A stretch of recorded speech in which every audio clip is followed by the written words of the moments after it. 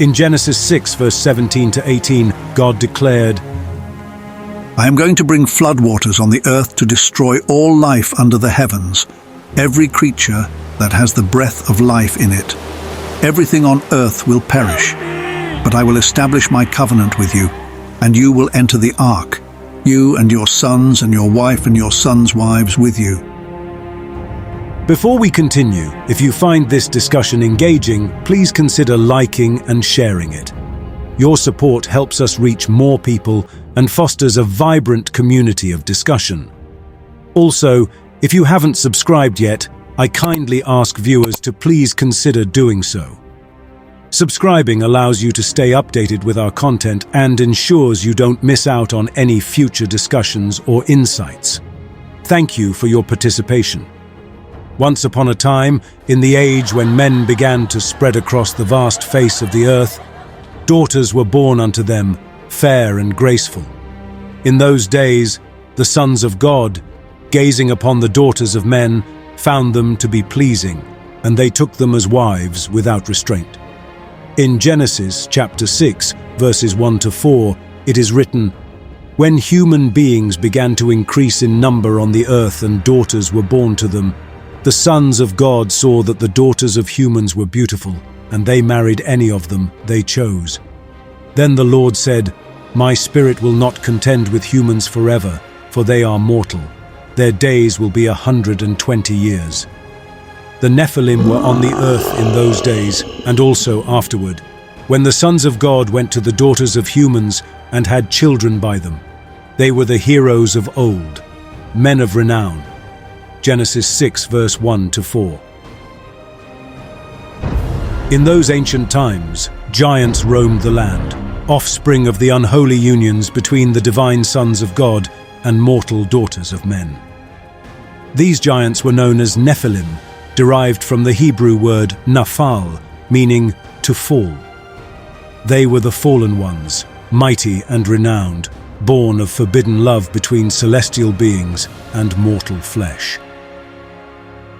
Though the Genesis narrative barely brushes against their existence, the Nephilim became the center of intrigue and mystery in later apocalyptic literature, notably in the Book of Enoch.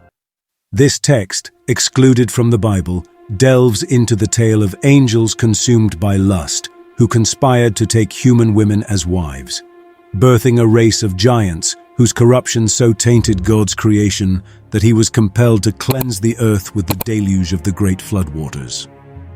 Genesis 6 verse 1 to 7 suggests that one of the reasons behind God's decision to flood the earth was the presence and negative impact of the Nephilim. It's thought that the fallen angels, or sons of God, sought to corrupt humanity by producing the Nephilim, thus hindering the coming of Jesus Christ, the Messiah. As the Nephilim population grew and interbred with humans, it further tainted the human bloodline.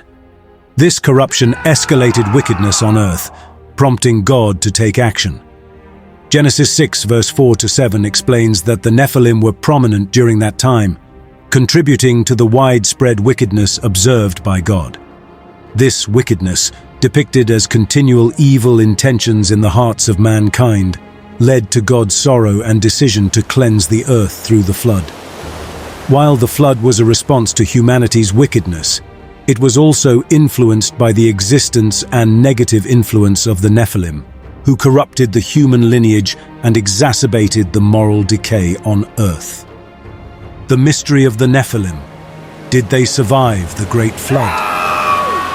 As we delve into the enigmatic tale of the Nephilim, giants who once roamed the earth, we are confronted with a perplexing question. Did they manage to survive the cataclysmic deluge recorded in the biblical story of Noah's Ark?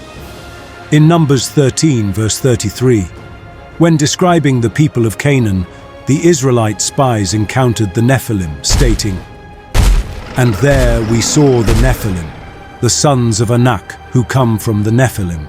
And we seemed to ourselves like grasshoppers, and so we seemed to them."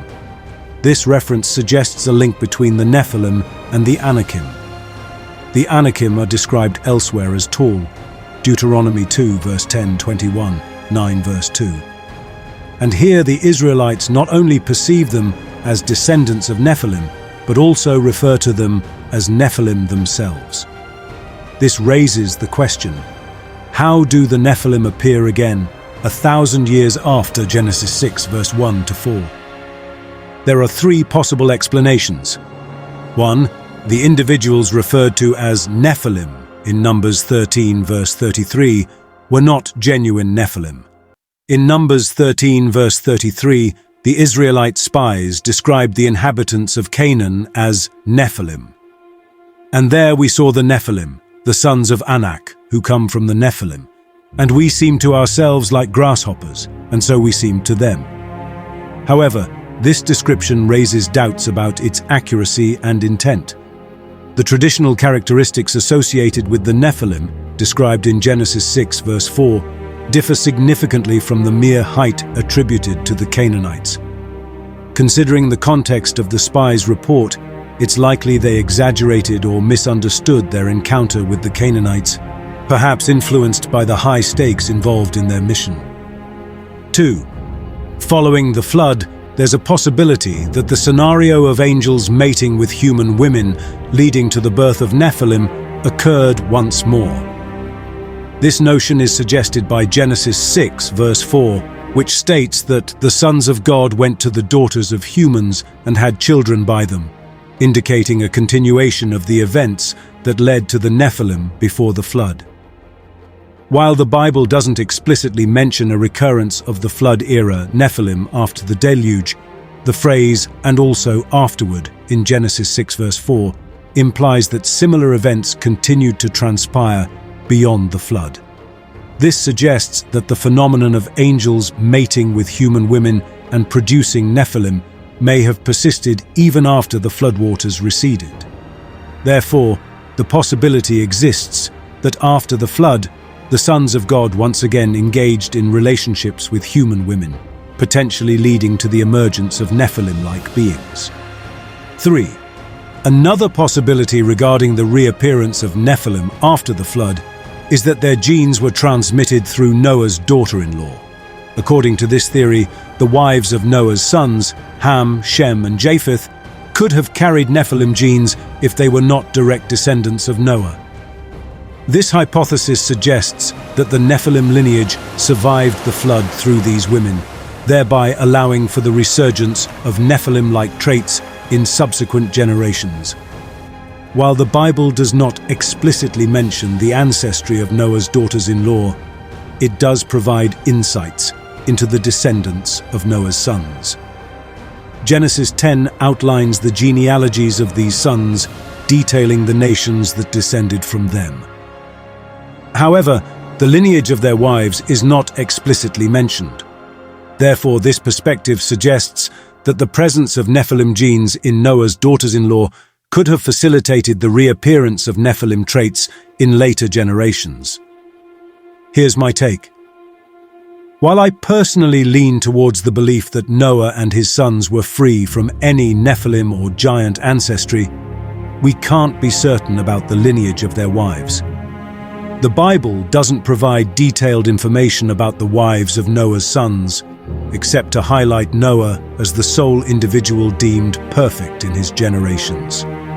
This lack of specificity leaves room for speculation that one of the daughters-in-law might not have come from a lineage considered perfect, potentially carrying some giant genes in her ancestry. Could it be that giants after the flood originated from the descendants of Ham? It's a possibility worth considering. But let's be clear, this is just a thought, not a firmly held conviction. There's no need to be harsh. I'm open to further discussion and exploration of these intriguing questions. So, stay tuned for more.